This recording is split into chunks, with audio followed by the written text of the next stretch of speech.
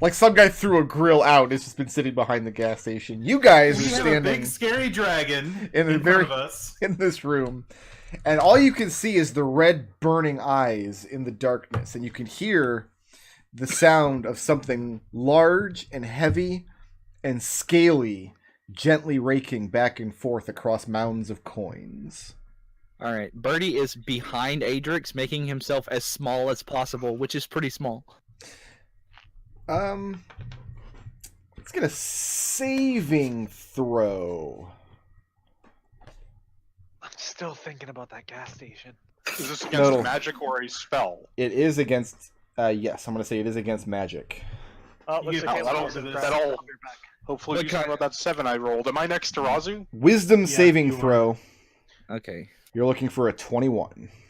Fail. Indomitable. Thank you, Raazu. I made it. I made it too, hilariously. So Actually, 19. yeah, you know what? I will do saving phase. Wisdom saving throw? It's an 18. God damn it. Did anybody You say pass? you're a wise man. Did anybody pass? Sorry, what was that number? Yeah, I passed. Birdie passed. I passed by a bunch. Okay. I didn't get to throw it yet. One second. There we go. I passed. Okay.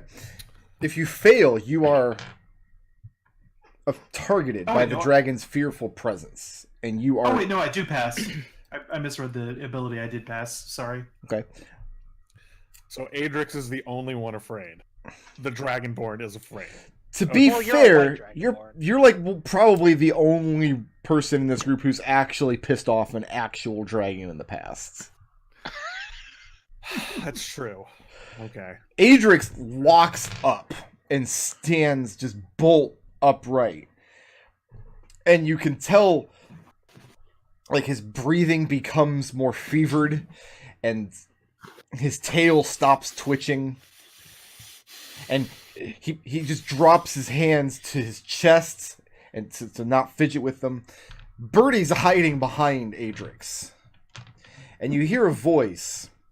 And it's not a voice coming from inside this cave. It's a voice that kind of just permeates the air. It doesn't so much enter your ears as you feel it kind of just take place inside of your ears. It's a different sensation to when Griagro would talk to you psychically. But it's in that ballpark. And it's a simple command. It says, "Fear not, Birdie. Come closer." Birdie's like running around, like spinning around, like, and he's panicking, like he's looking at everybody else, and like he's looking at Wendy, and like, yeah, go ahead, Birdie.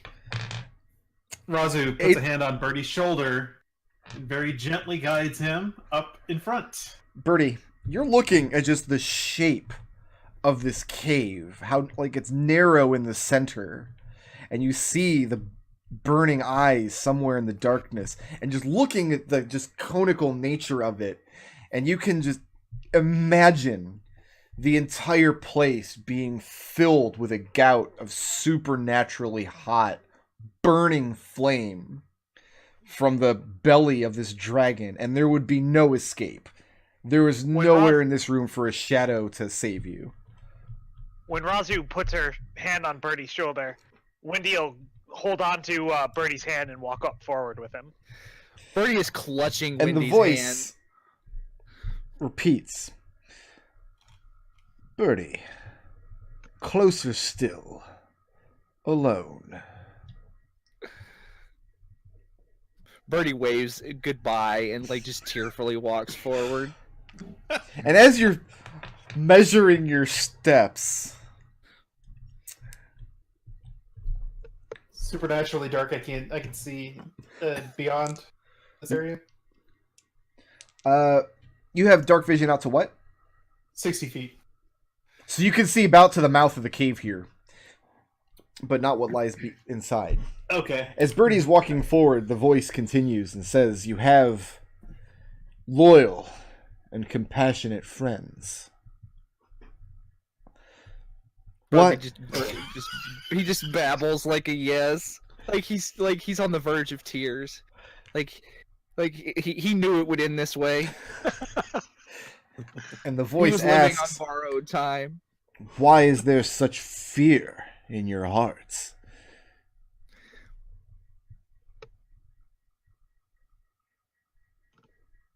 Birdie doesn't really know how to answer that because he just kind of looks up at the dragon like for a split second, like, really? You still can't see the dragon. Standing this close, there does seem to be some kind of shroud of darkness in this room. And in the back of the room, you can just see the burning eyes there. Birdie goes, well, sir, I'm this big, and you're this big. He just, like, holds his arms out. He says, you've entered my house at the invitation of my honored son to ask of me a favor.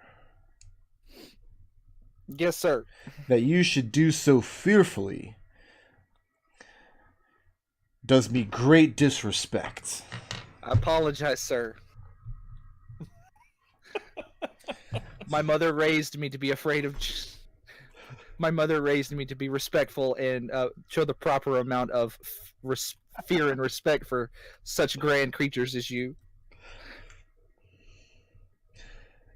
He says you have brought me tributes in the shape of a hobgoblin's maul. It is a fine and valuable weapon.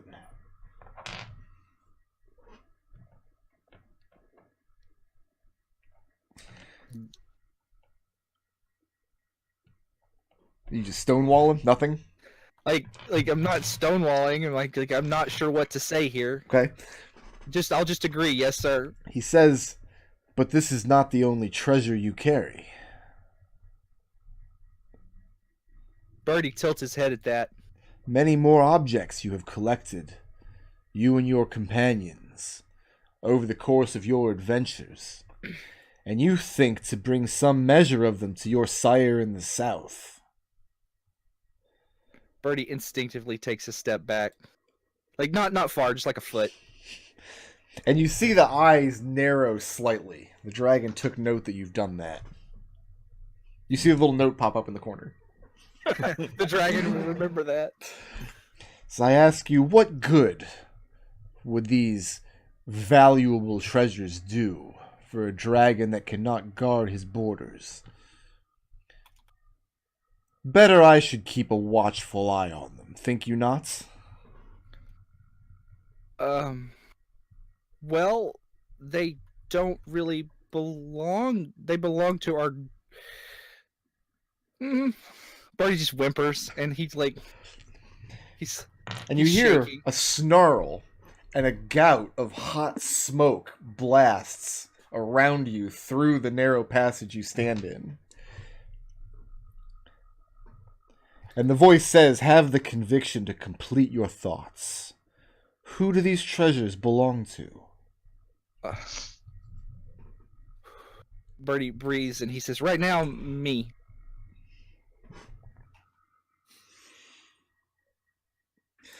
And another snarl and another gout of just hot air. And you guys standing out in the center here. Adrex, you can remake that saving throw. +4 from what's her name, right? She's standing 30 feet away from you. I'm not gonna make it anyway. Who are we kidding? You can't move towards him. You're afraid of him. Okay. Sorry. And the voice, Birdie, says, my apologies. For a moment, I thought I was the dragon, and you the kobold.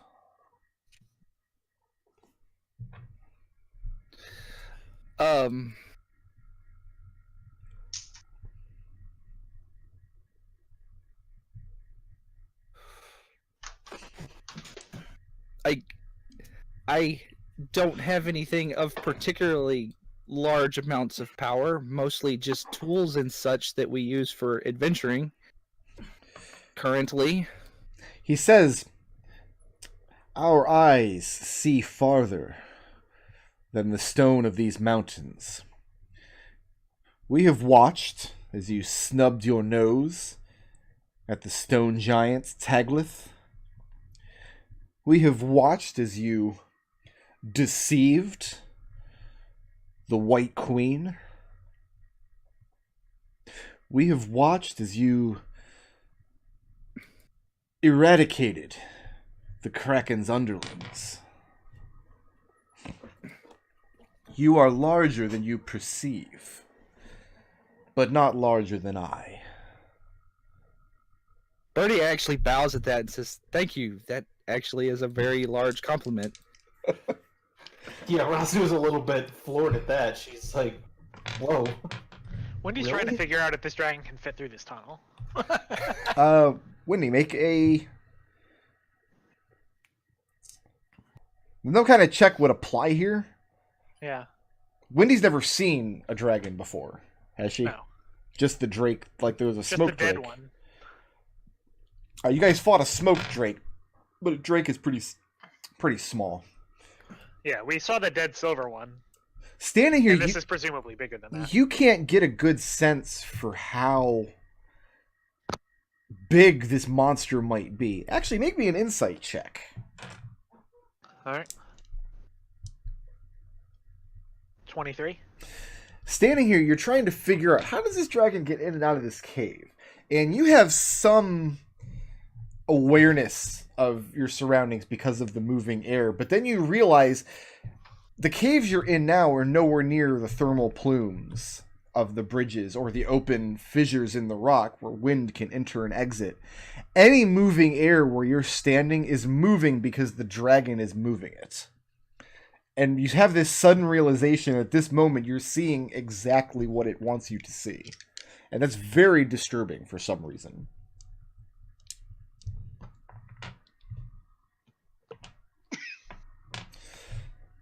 Like, what would you like in tribute? Like, I don't really have much. Birdie starts digging through his pack on me that would be particularly useful or particularly shiny. He goes, I do have... he pulls out the notes. He says, I have all these books and scrolls that I stole from the Kraken. Like, I haven't read them or anything. And the dragon's eyes narrow again. He says, if you have no objects of value, perhaps service.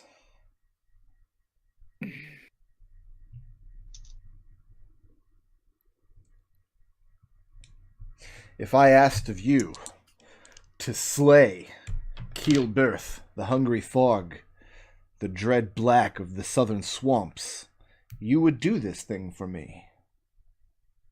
Birdie freezes. Perhaps not. Like, Birdie looks at him and says, to be honest, I had, at this point, just decided to never go home. Fear rules you after all. I mean... The voice says it bids the rest of you forth, that you may stand behind Birdie, but no further. It pleases him that the lowliest amongst you stand nearest. And he asks if there are any of you who are not ruled by fear. Adrex, go ahead and make that check again. I don't think he can hit it. Well, If you can't hit it, you can't hit it. I mean... I can hit it if I hit a 20. Okay. Which has never been a thing. I mean, Red is kind of sort of like, just sort of casually raise his hand when he asks that. Fear is emotion. Wendy Raazu speaks up and kind of says, put "Do a I have hand- leave to help my companion forward?"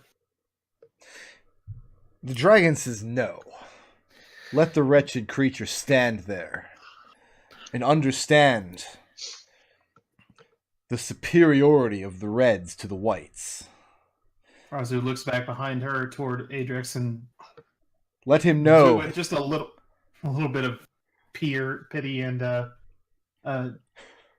yeah, like she feels real bad right now, but Let him know that ice cannot stand against fire. Birdie's just staring at his hands. Like, he's really thinking about, like, what the dragon said about, like, like, do I want to go home? Like, is that a thing? Like, I've seen so much. And then he looks up at the dragon and he says, and he bows again and he says, I've thought deeply about your offer. He goes, but I maybe in the future, but right now, like, would you trust a creature that betrayed its master to another? He tells you that such is the delusion of you small races, that you could conceive that you have anything called a future. That your lives are scarcely measured by the digits on your hands and feet. Rude. But you have come here to ask me for something, and so I bid you all speak freely. Birdie, like, motion, like, he walks over to Red. Do you want me just to ask it? Well, Wendy keeps a hand on Birdie's shoulder, kind of like reassuringly, but in actuality, Wendy is ready to grab Birdie and run if need be. Okay. Like Birdie says, well, we wanted to, our boon for you to, at a future date, answer the call of aid from a captain acquaintance, our Captain Eyes, the commander of a certain vessel, and aid him in what he asks for. He tells you that the Prince of Fire offers you the word of a living god, and you turn it over to another in payment. For what? What did you receive? Power. Rather, not power, but the knowledge of magic.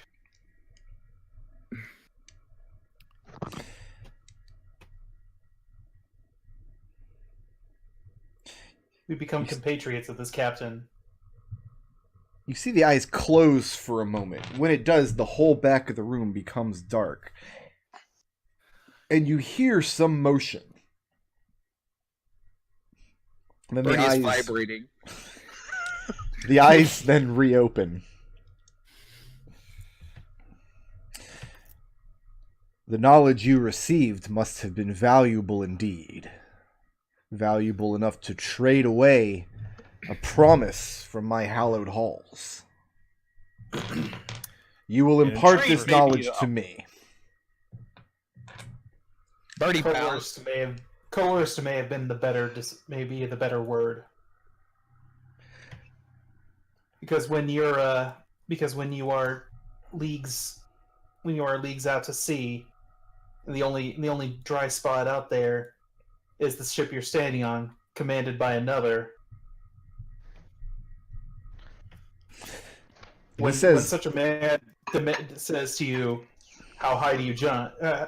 Says to you to jump, you have to say, "How high?" Is Raazu being serious here? Because that wasn't Wendy's impression of this, the way this went down. That's kind of how Raazu feels about it. Honestly, That's how Birdie feels about it as well. But Birdie bows and says, and he starts digging through his pack again, and he pulls out all his little notes and things that he has kept for all the little runes we've learned. In an effort to overcome his fear, Adrex starts very lightly singing. You're the heart, and you're to blame. When you give love a back. Alright, make that save again. Make it an advantage. No, I'm not that gracious. Oh, Nope. Okay. Wendy says, You are feeling the fear start to melt away, though, because it only lasts a minute, so. Wendy says, what? Wendy adds that since you so graciously offered us a favor, it would have been disrespectful not to use it. A favor unused is worthless.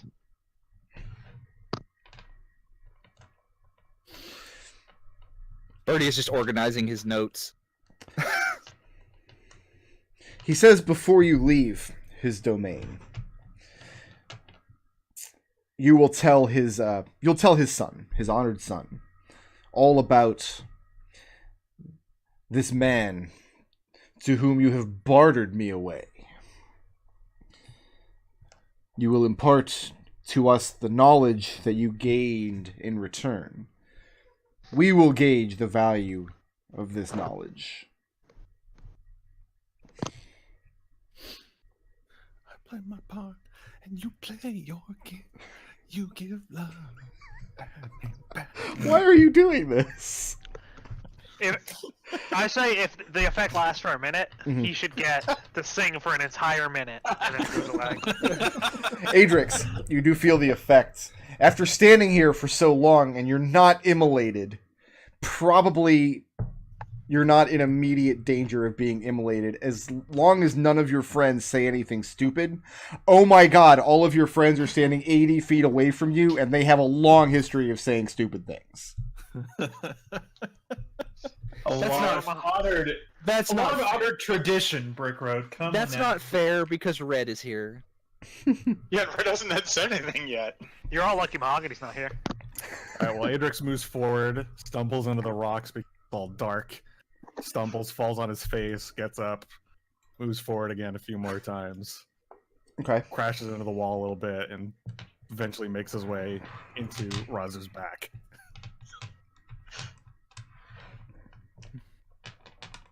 It was Bon Jovi because you said stuff about Bon Jovi. Yeah, so. I know. I know it's my fault.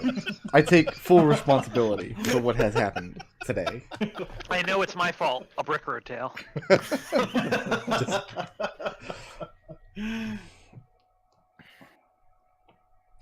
Well, then, by your leave, and Red will bow low and sort of, look as if he make a motion to leave. Okay. And the dragon snarls one last time as Red turns and begins to exit. But says nothing else. And you see the eyes go dim after a moment. Birdie bows incredibly low. Turns on her heel and Scurries away. And he's That's over here okay. now.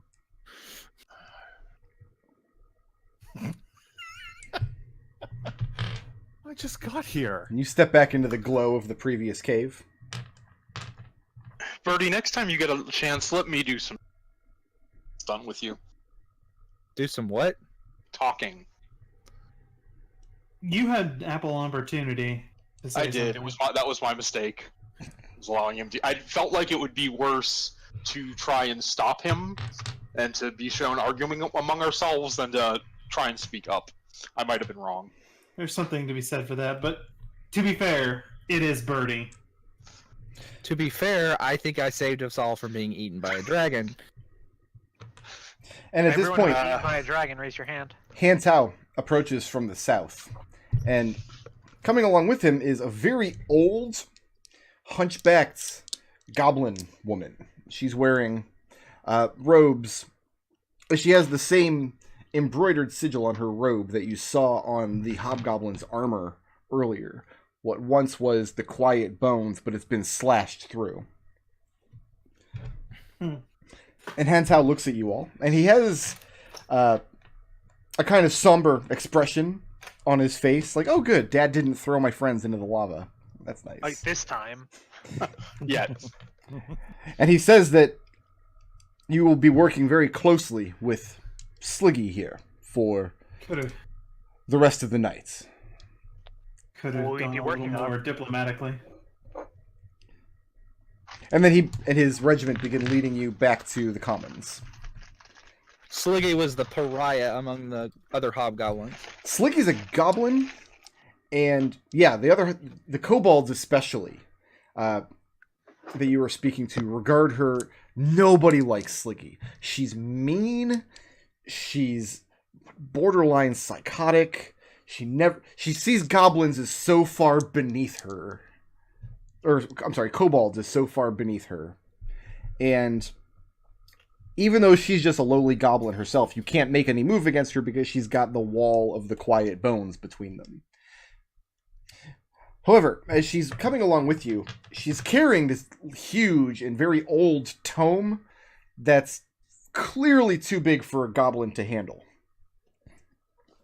And she's very chatty, that she's been looking forward to this meeting for some time, ever since Hantao first gave his report from Asera Fall.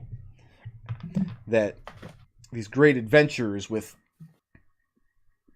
a wealth of magical secrets and knowledge would be brought into Kang Zhao's maw.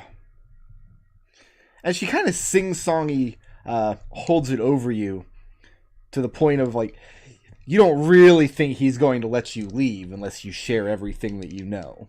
That's kind of how she's looking at the situation.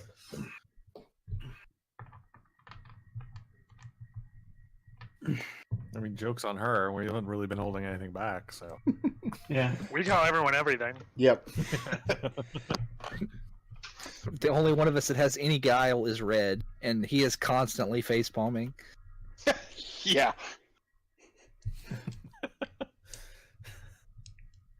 So you guys have your own runes, you have the knowledge of a bunch of other, like, pirate runes, you have magical items that you're carrying, like, you guys have a decent amount of arcane trickery up your sleeves. Do any of you make any efforts to keep any of this knowledge as Sliggy is furiously scrabbling it into her huge tome over the course of your meeting tonight? Like, no, Birdie will share everything he knows. He's sorting through his notes and just rattling stuff off and drawing diagrams and. Red doesn't know the value of individual pieces enough to actually help, so no. Adrex has pulled out his journal and is sharing Adrex runes with her, so. She dismisses Adrex runes out of hand. Oh! Like, They're going to be really powerful one day. I just got to make them work. plot twist: Poor Adrex. three campaigns from now, Adrex comes back as a god, and Adrex runes are a thing. Queenscape 2. Planescape Just need 2. 3 campaigns from now. The next campaign. Oh god, God of silliness, and his patron saint, Andy Dwyer.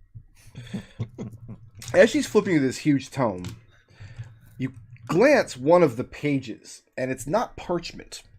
It's stitched into the book, but it looks like a flap of dried skin, and it has one of the runes on it. She flips past it very quickly, so that you're not able to actually see the detail on it. But it's clear where this flap of skin is in this book. She doesn't share with you anything. She's enjoying this. You get the sense that as a goblin, like, she feels like she won the lottery. Like, everybody has to do what she says because she's the one with the big book. She's the one that Kang Zhao trusts, and she's also the only one since you've arrived here that uses the dragon's name so nonchalantly. It does beg the question. Razu's a little grumpy because she's reminded of Quazginkle. She didn't need that kind of reminder today.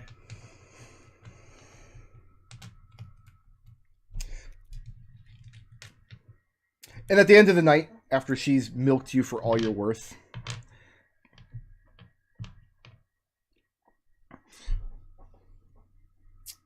Hantao, when he comes to collect you again, asks you how his Lord Father may help this pirate captain.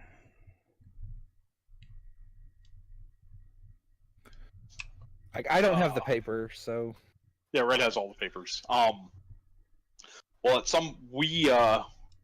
I have a magical means of communication with him. I need to give him instructions on how to come here, or send an envoy here. I doubt he'll leave his ship to when he is in need of some sort of assistance. And Hantao tells you very well. He will extend to Captain Eyes then the same invitation that he extended to you. When he approaches the borders, he shall be met as a friend and brought in with no threat to make his case before his Lord Father and receive a boon.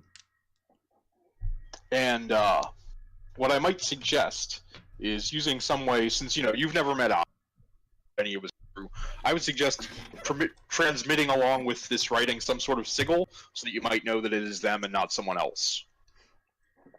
And Red will hastily just scribble some sort of random sigil on a separate piece of paper to say, this should be what you'll be presented with for the man representing Eyes. Okay. It's just a city drawn in a ring. So, what Hantao is saying is they're not sending anybody out to the far east. They're not sending anybody out across the land to meet this ship. If Eyes wants his promise, he's going to have to come here. And that's what we told him that. We told him as much, that he wasn't to get the dragon to come out and sit on the deck of his ship. No. Like, we tried to tell him that, and he was like, "No, I'm Mr. Super Drow. I know what I'm doing." It's pretty clear he's never met a dragon either. Hantao says that he will be rousing you very early tomorrow morning so that you may accompany him and spend the day hunting. He looks forward to seeing all of you bring your unique skills to the hunt, seeing what you can do. We are totally the most game. Anybody else doing anything silly tonight? Gonna get into any trouble? See, I was thinking robots were the most dangerous game. Birdie, you realize you were standing about 30 or 40 feet away from an ancient dragon's horde. Yes, and I know better.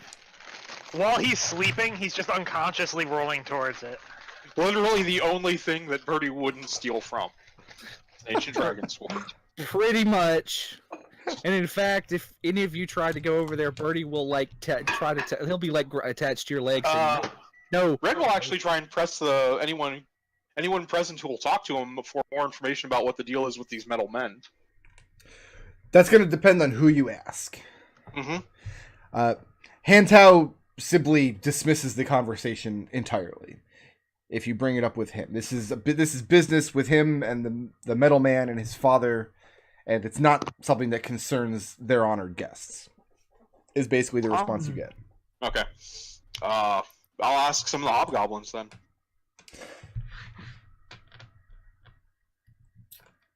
The hobgoblins regard this metal man as their master's guest, but you get the sense from them that they don't truck much with trusting anybody that comes across the bridge. At a moment's notice, they're ready to grab up their weapons and fight and die at their master's behest if any of them bring any danger into the domain.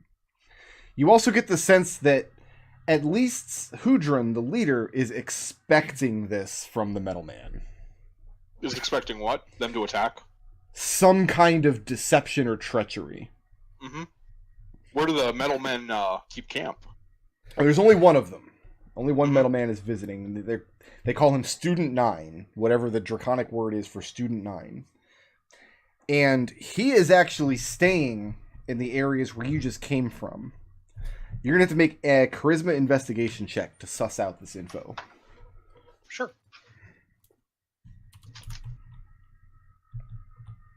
That's one less than that's two better than my normal investigating.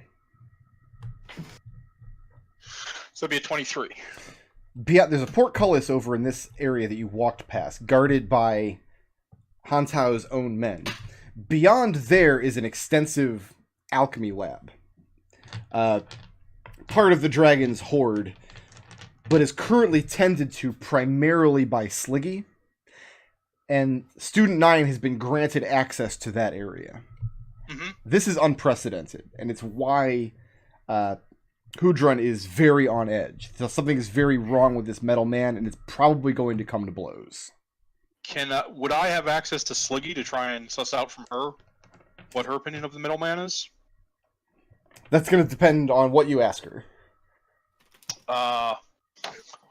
Well, I heard that you put the Student 9 up in an area that isn't usually open to visitors? Was there a specific reason for that, if you don't mind my asking? And she has glowing reports from Student 9, how exceptionally knowledgeable he is, and how he brings new information from all over the continent. He's very well traveled. He sat in the courts of many high lords, both on this and the other side of the Feywild.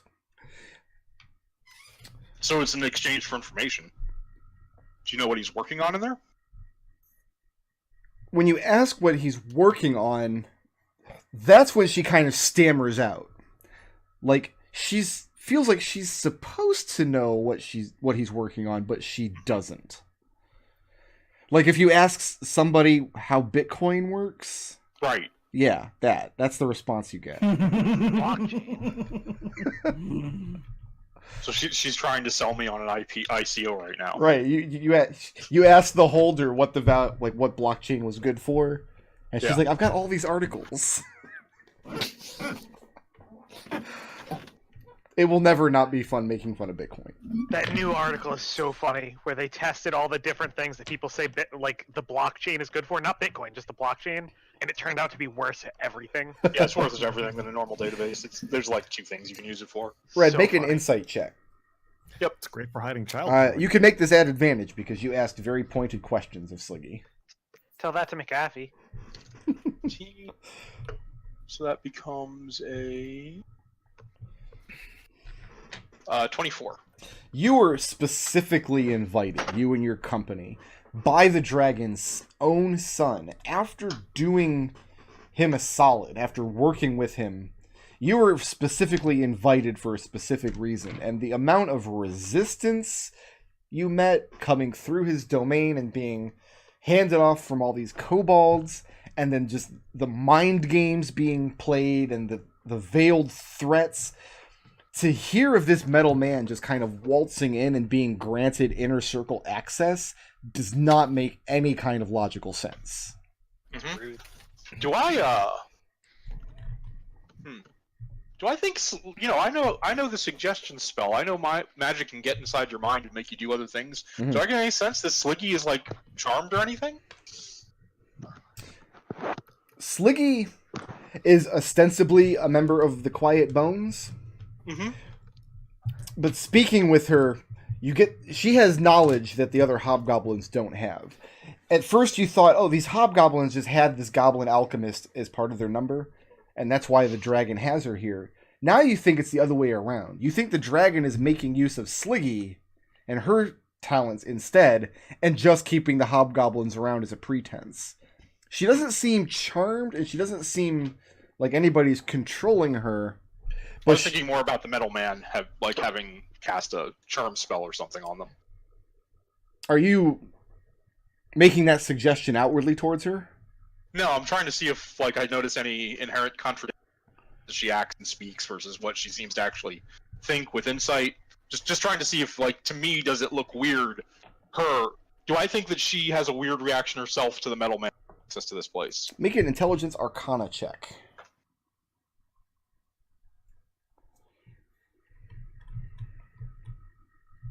I haven't been going to those classes. That's a 3.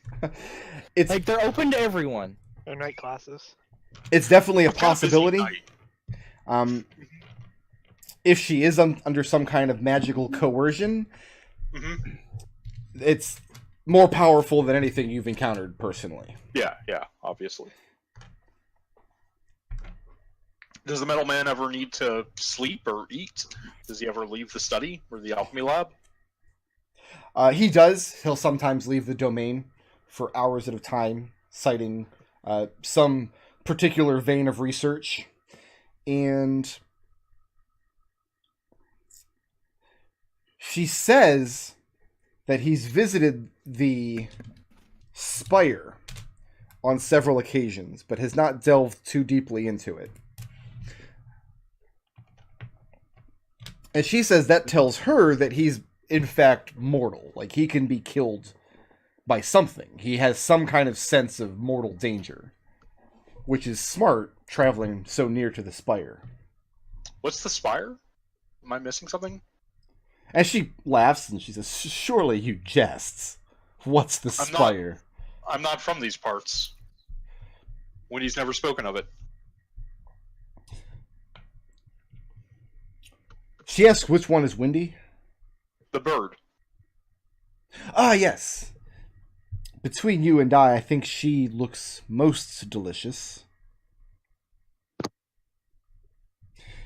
She tells you that the spire is a huge vein of obsidian that runs between the bowels of the mountain and deep into the Underdark, and that vast wells of magic exist within it. She calls it Qiang Zhao's greatest treasure. Is it entirely underground?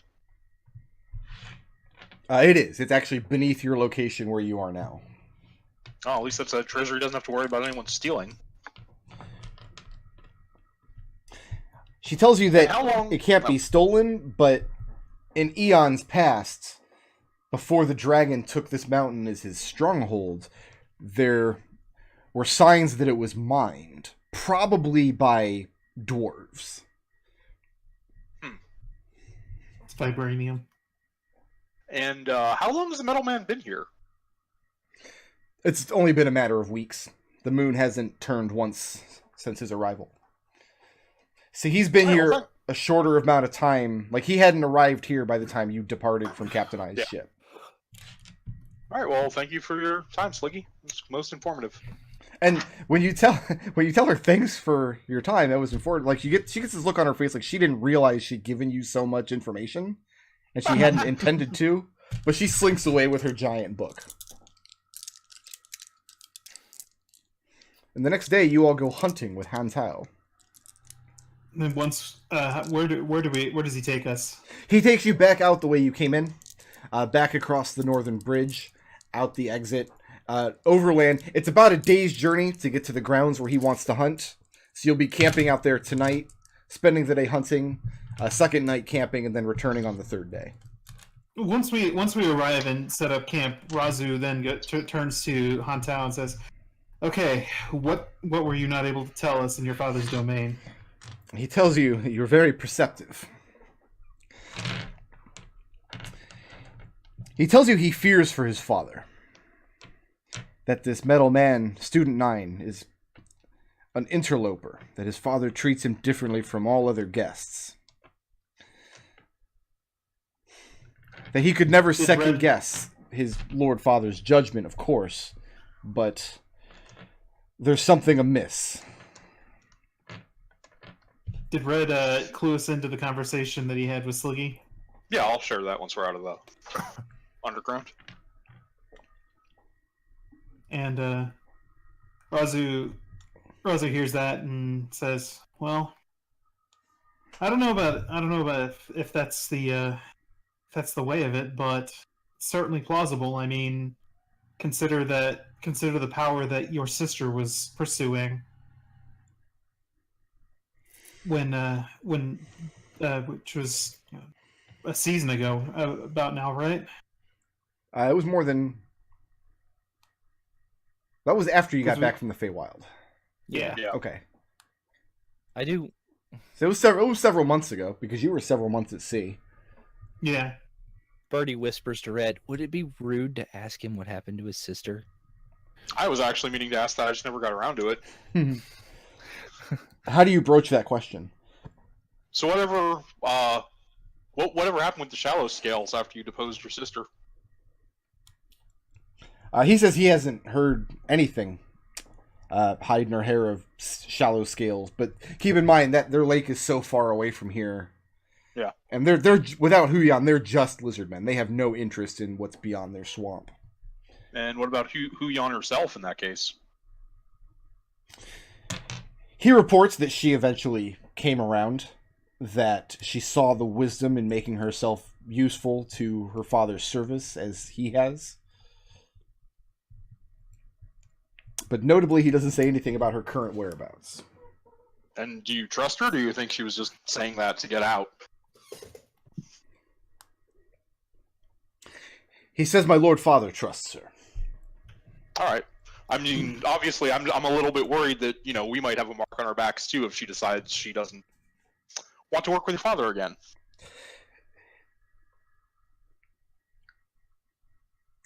He asks you the circumstances upon which you came upon this metal man in your journeys, the one you met in the cave.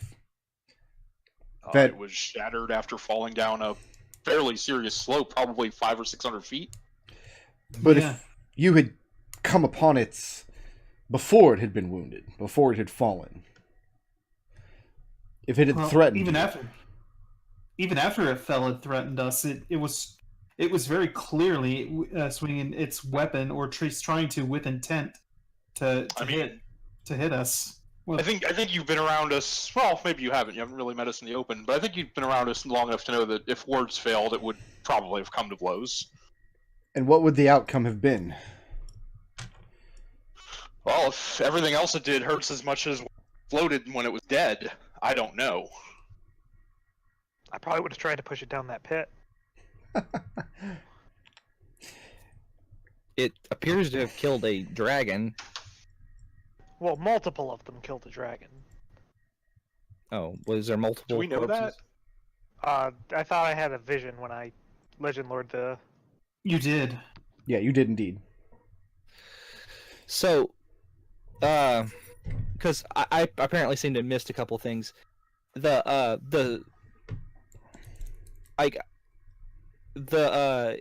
Wood.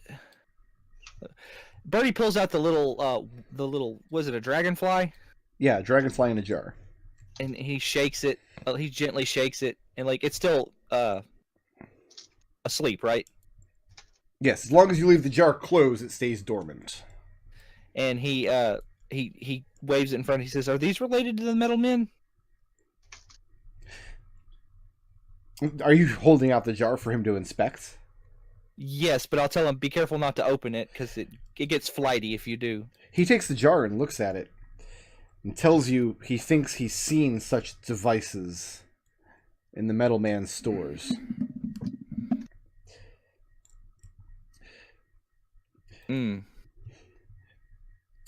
That doesn't bode well. He says, I believe that this creature means ill for my Lord Father, and that somehow our master has failed to see the danger.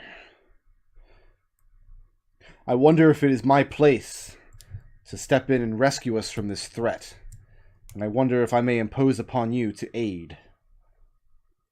It seems to be the thing we do these days. Birdie looks down at the little jar he's holding and says, "What are the chances we get eaten?"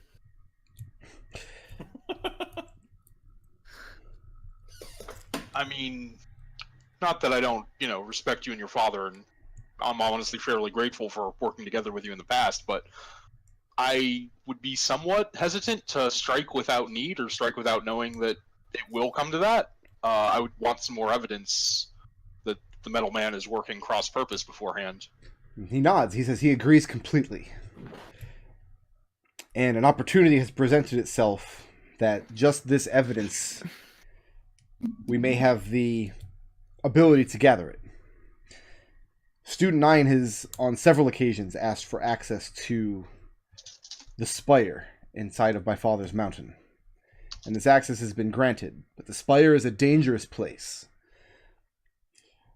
My father has not yet asked it of me, but the day is coming when he will ask me to send my men with him to guard him against the dangers. I would send you instead. You have the wisdom to suss out its true intentions, and if the ability, if necessary, to stop him if he becomes a threat.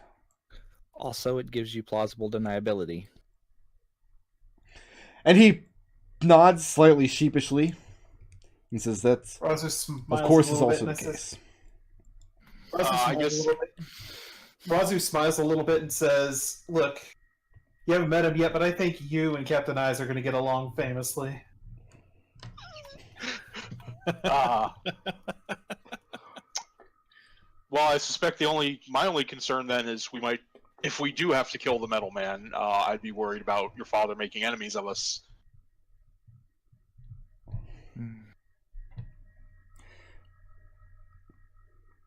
He says if it happens near or within the spire, at the very least, he'll be able to cover your escape from the domain. But if he's right, and Student 9 poses a threat in some way, he thinks removing this threat will break whatever sway he has over his father. What else do you know about Student 9? Do you know from where he originally hails? Like, what part of the world? Has he told you anything?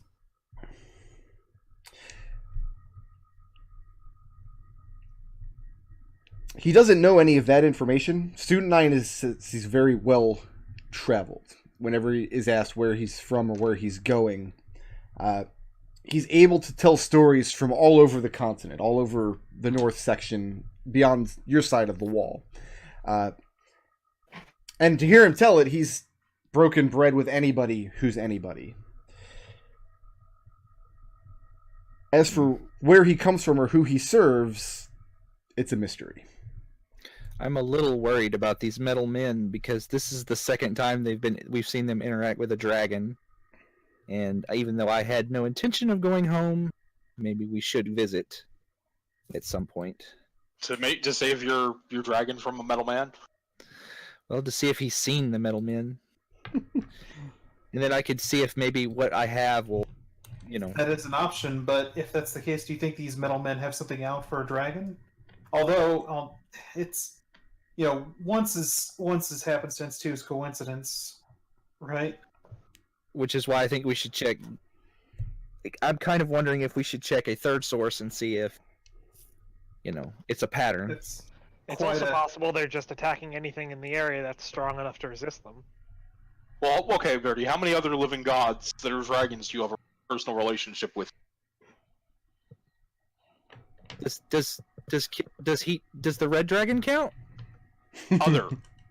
Oh, like Right. like just the two. I only know the two. But like they obviously killed another dragon. So like I said, we should check and see if it's a pattern. Don't look at me. My god is a dick. I don't want anything to do with him. All of our gods are dicks. Like, don't feel special. So you guys are having this conversation within Hantao's presence? I mean, the Yuan-ti gods are dicks, but there is one that I know of that isn't. I figured Sort of complicated. I figured Hantao would get a kick out of. He would really enjoy me saying, "Yeah, my white dragon dick is a complete dick." And like they have all basically thrown it in Birdie's face that they all know that like what his deal is. Okay. It's like why do I even hide it? It's like everybody seems to frickin' know. You're all welcome to join my team. Are your gods dicks? No. Join my god or don't.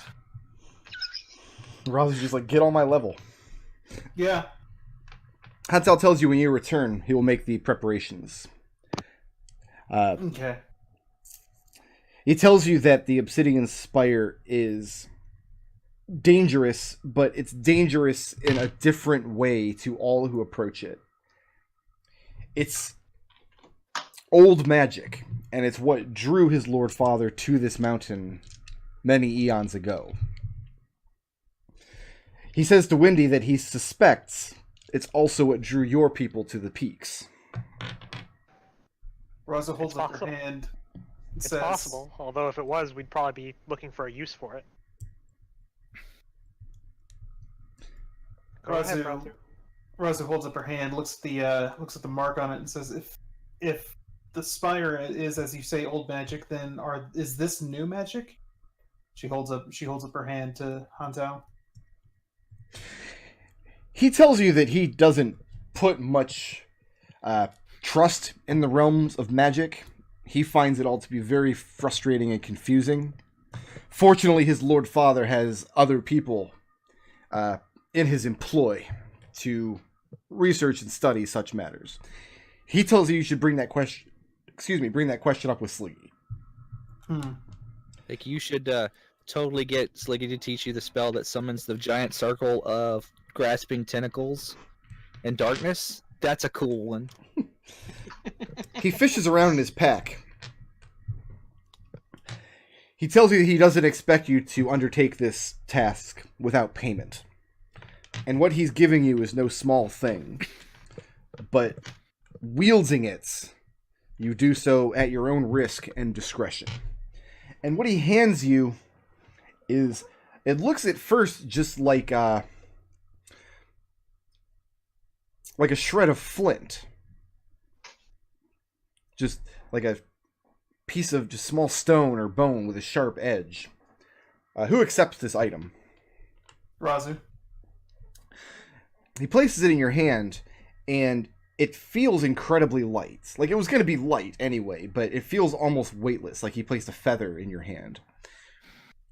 He tells you that it's an arrowhead, made out of a metal that nobody knows how to work anymore. It's impossible to break or forge or melt this arrowhead. However, it can be used to damage the Obsidian Spire. Your payment is that he will allow you to take a portion of the spire for yourselves to do with what you will in your coming adventures.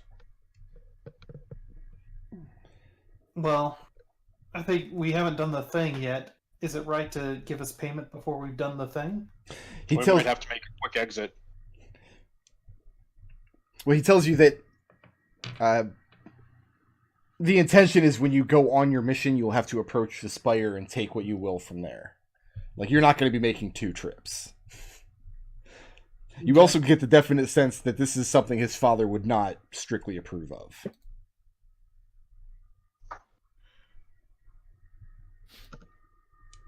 Oh, I get it now. Okay. Red kind of nods at you. And Adrex is like, what's all the talking? I thought we were going to hunt. That is exactly what Adrex is thinking. Right. Like McDohl was like- having trouble keeping up, and now I picked it up. Okay. Yeah. So sorry about that. Adrex is razor focused on, like, I'm going to hurl this axe at game, and it's going to be so cool. And I'm going to impress Huntao, and he's going to have to respect me. And he does when you hunt. And he'll with make him. me a half dragon.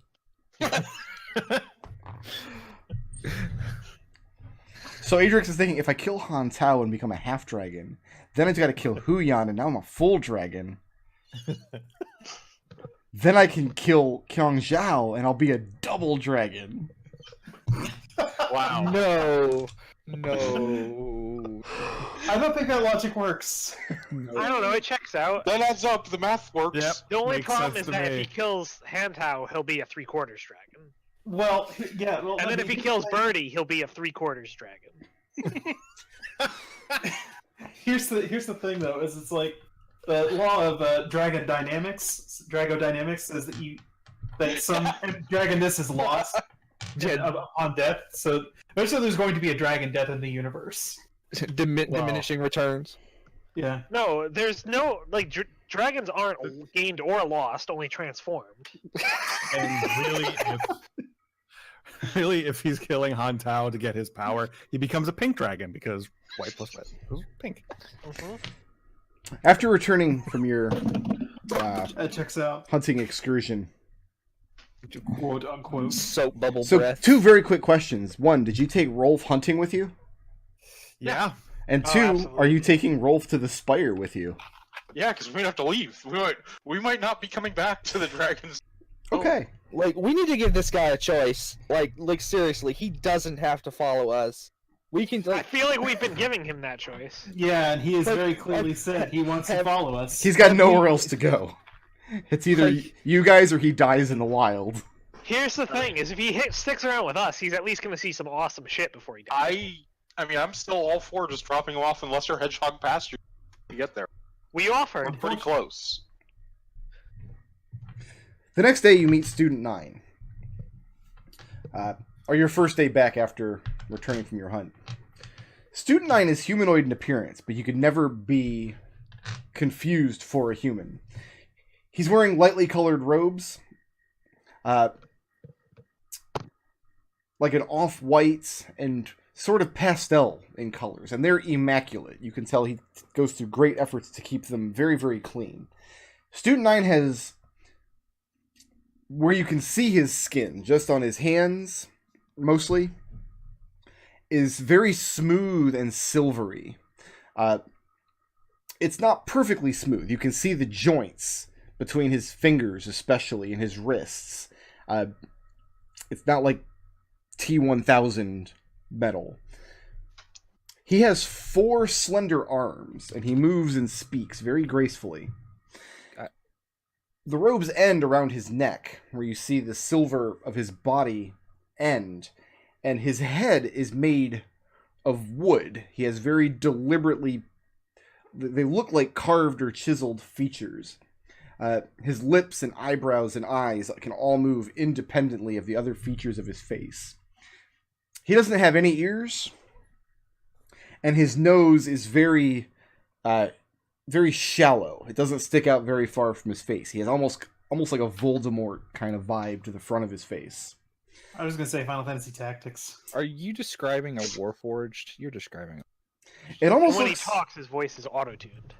It almost looks like his head was planted into his neck cavity and kind of grew out from there. I do have a question when you're done describing him. He has sleek and fibrous orange filaments coming off the top of his head and tied back, which could be construed as hair, but is very strange looking. What is your question? Is he the creature, the thing we saw when we legend lore the dragonfly, the metal dragonfly? No, he's not. Okay. His hands look different. What you saw wasn't even really a creature. It was just a mass of hands coming out of this like center console dealing with all these dragonflies. Okay. That creature looked like it was made out of iron, like very thick and textured iron, like you would make a wood-burning stove out of. He looks like he's been very carefully molded, perhaps. And then the joints affixed together very carefully. So, does he look like, to me, does he look like somebody built him? Like Subject 9? Definitely looks constructed. But whereas the creature you found in the bottom of the mountain that exploded, and the creature you saw in the vision with all the arms, they look like they were built to be tools. Student 9 could be built as like a work of arts. Could I use my, like, not necessarily, like, could I use my tool proficiency to kind of judge whether they were built by the same kind of person, the same artisan? Only if you ask him for permission, because you'd have to get close and actually examine his workings to do that.